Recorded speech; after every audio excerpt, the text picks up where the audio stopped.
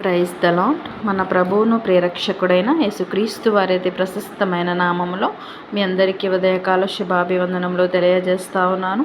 ఈ దినము కొరకు ఏర్పాటు చేయబడిన పాత నిబంధన పాఠ్యభాగము ప్రవక్త అయిన యెహెజ్కేలు గ్రంథము 36వ అధ్యాయము 9వ వచనము.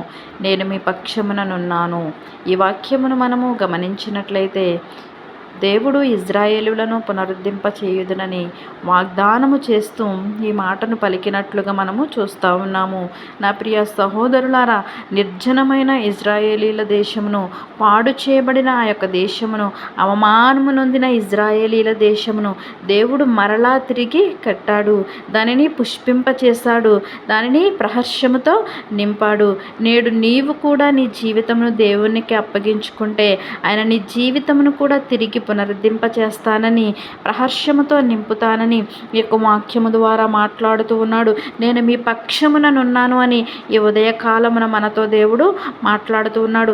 దేవుడు మన పక్షమున ఉంటే జరిగే కార్యములు ఏవి అని మనం ఆలోచన చేసినప్పుడు మొదటిగా మనము విస్తరింపబడతామంట. మునుపటి కంటే అధికమైన మేలులతో మనల్ని విస్తరింప చేస్తానని ఈ యొక్క వాక్యము ద్వారా మాట్లాడుతూ ఉన్నాడు. రెండవదిగా మనం ఆలోచన చేసినట్లయితే మనము విజయము పొందుతామంట. దేవుడు మన పక్షమున నుండగా మనకు విరోధి ఎవడు అని దేవుని యొక్క వాక్యము సెలవిస్తా ఉన్నది. ఈ లోకములో మనము జీవితం అనే పోరాటంలో, ఈ యుద్ధములో మనము దేవుడు మన పక్షాన ఉన్నప్పుడు ప్రతి విషయంలో కూడా మనం విజయాన్ని పొందుకునే వారముగా ఉంటామని ఈ యొక్క వాక్యము ద్వారా మాట్లాడుతూ ఉన్నాడు. మూడవదిగా మనం ఆలోచన చేసినట్లయితే విమోచింపబడతామంట.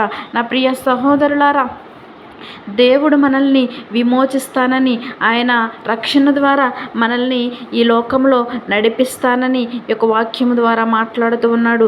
ఆయన మన పక్షమున ఉండే మనకి ఎటువంటి భయము లేదు, ఎటువంటి దిగులు లేదు.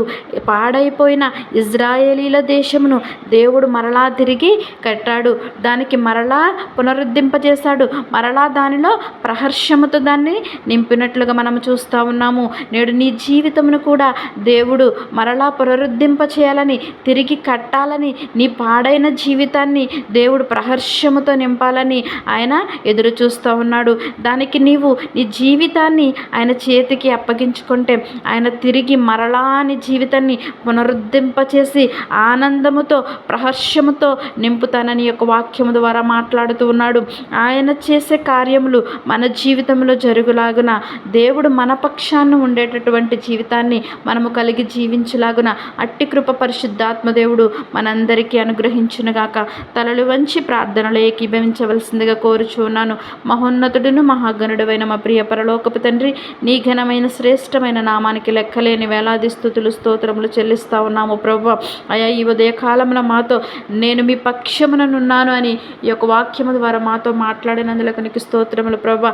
అయా, మా జీవితాలు మీ చేతికి అప్పగించుకునేలాగున, అయా పాడైన ఇజ్రాయేలీల దేశంను ఏ విధముగా అయితే బాగు చేస్తావు తండ్రి, మా జీవితాలు కూడా పాడైన స్థితిలో ఉంటే ప్రభువా, అయా నీవే తిరిగి వాటిని పునరుద్ధరింప చేయమని, వాటిని కట్టమని మీ చేతులకు మా జీవితాలను అప్పగించుకొనుచున్నాము ప్రభువా.